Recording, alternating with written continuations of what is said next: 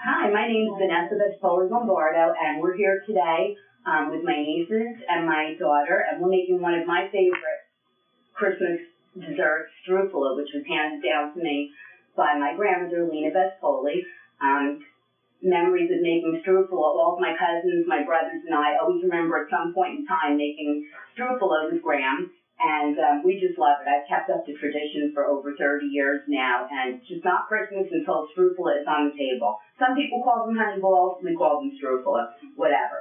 But you're going to want to start out with 3 eggs at room temperature, 2 cups of sifted flour.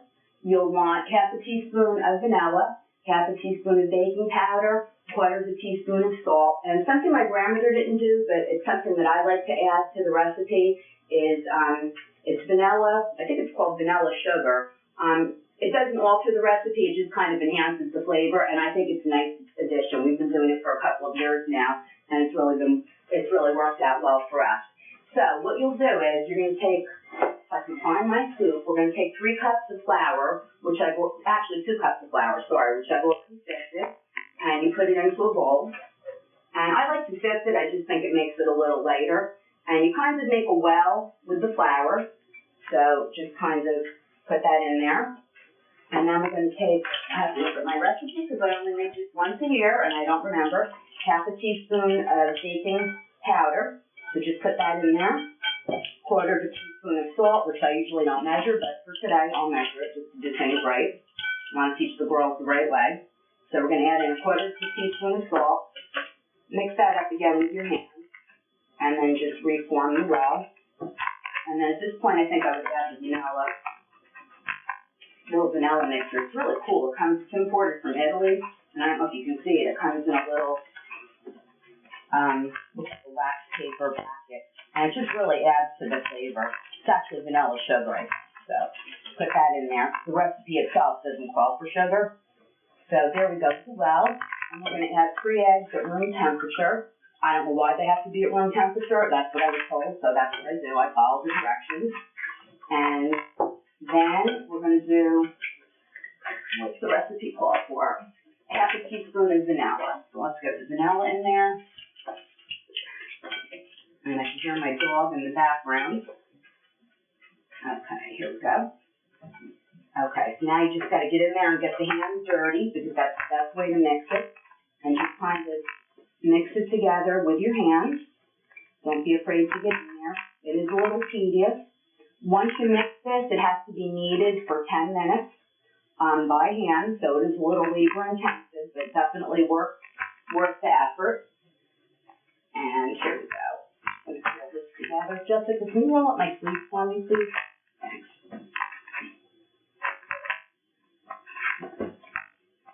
Okay, so just kind of mix it together.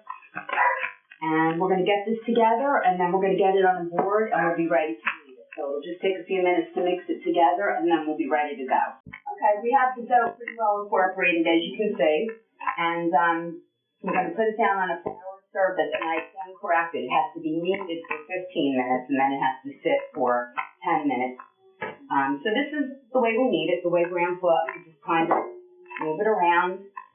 Don't use too much flour because you don't want to change the texture of the dough. And that's it. So I'm going to sit here and knead for 15 minutes. Now, one thing I will tell you about this recipe, we actually make several batches. And one year, my husband and I tried to double and quadruple the batches, and total disaster. So if you're making multiple recipes, which we do, you have to make them in single batches,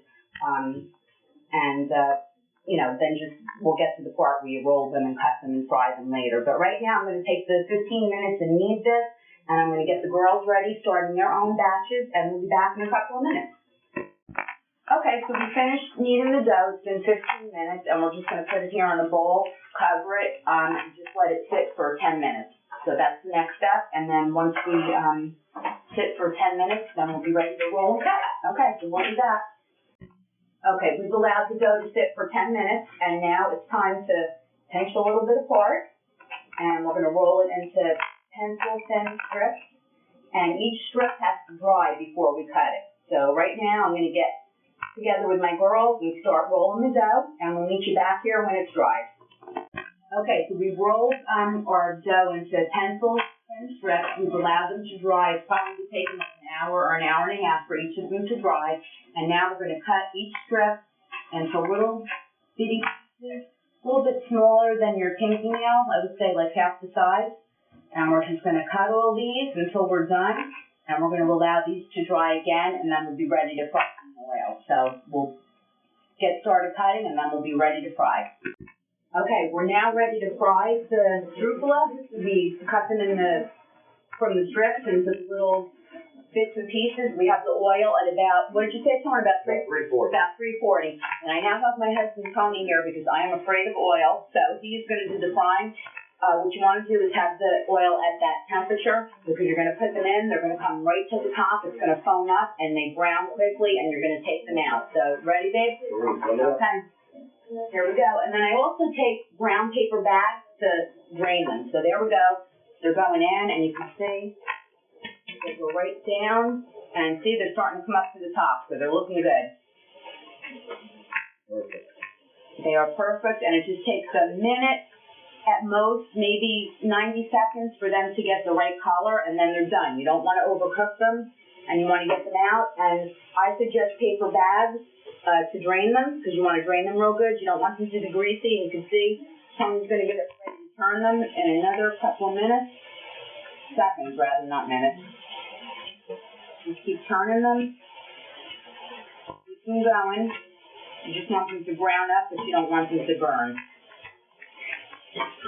And at this point, you have to really move quickly. So you have to be ready to get them out, have the paper bag ready on the cookie sheet, and get ready with the next batch. Because the oil will heat up, and if the oil's too hot, you're going to have to wait for the oil to cool down a little bit before you put in the next batch. They're starting to turn color. I don't know if you can see that. It's probably going to be about another 30 seconds, and they're going to be ready to come out. So they're not quite there yet.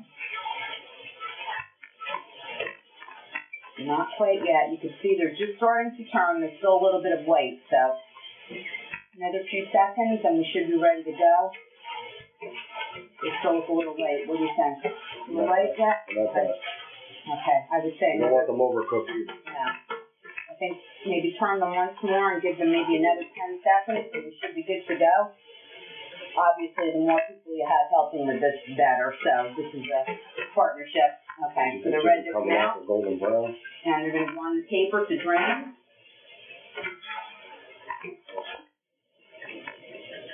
Get all that oil out because you don't want it to be greasy, that's for sure. Okay, another scoop, and then we'll be ready to get the next batch in. So, got that in the last one? Okay, that looks good. We're going to let these drain and get the next batch in.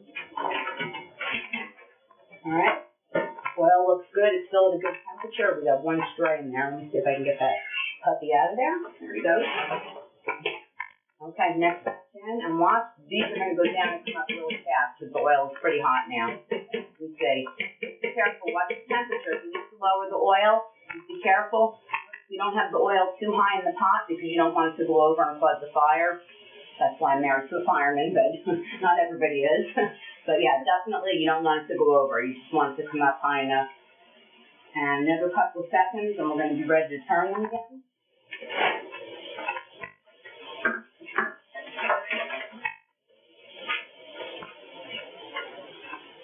Oh wow, you can hear that sizzling, and the aroma is unbelievable. I can smell the vanilla and the, oh my gosh, it just smells like Christmas to me. I love this. This brings back so many memories of my childhood. It's great. Still going. Can't rush it. Putting the temperature up a little bit. Yeah. Yeah, they're just starting to turn. So yeah, this batch looks a little bigger, so it's going to take a little longer. But that's okay. Oh my God, it smells delicious.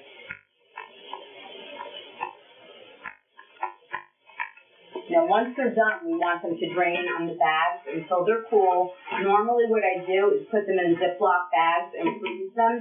And we don't serve them until Christmas Eve. So usually on December 23rd, I'll defrost them. And then you'll see the process. I'll take sounds like we have company, I'll take honey and beat it, and we'll mix them in the honey. And my grandmother actually used to form a wreath, but we'll get to that process later. I'm actually going to mix these around a little bit. Tony, are these ready to go? We have another minute or two. What do you think? Okay. The boss says another minute, so we're going to wait another minute. I'm not going to let the paper go in there. Yeah, they're still a little late.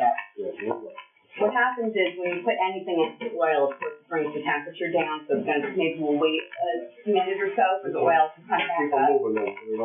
Yeah, exactly. Keep moving them so they don't burn.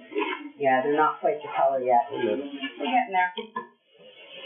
Okay, so we're going to finish up this whole batch, and when we come back, they're going to be cooled down, and we're going to mix up the honey and form our wreath with the Strufoli and be ready to go. So see you in a little bit. So I formed a little wreath. For the sake of time, it really hasn't hardened, but what we're going to do is, oops, we're not going to drop the glass. That's what we're not going to do. We're going to add the little jimmies on there. Turn the dish as you're,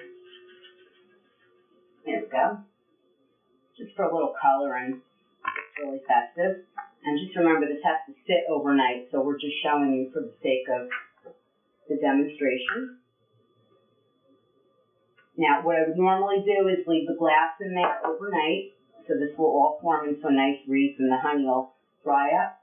Put a little decoration on it, like that. And we're good to go. That's not the best presentation, but it just kind of gives you the idea. Let it harden for a day or two, and the honey will harden, and it'll just be delicious. You can just scoop it off a little bit at a time. Some people like to serve it in little cups to give away as gifts. But that's it. That's our Strufoli, and I hope you enjoyed our demonstration, and I wish all of you Buon Natale and Happy New Year.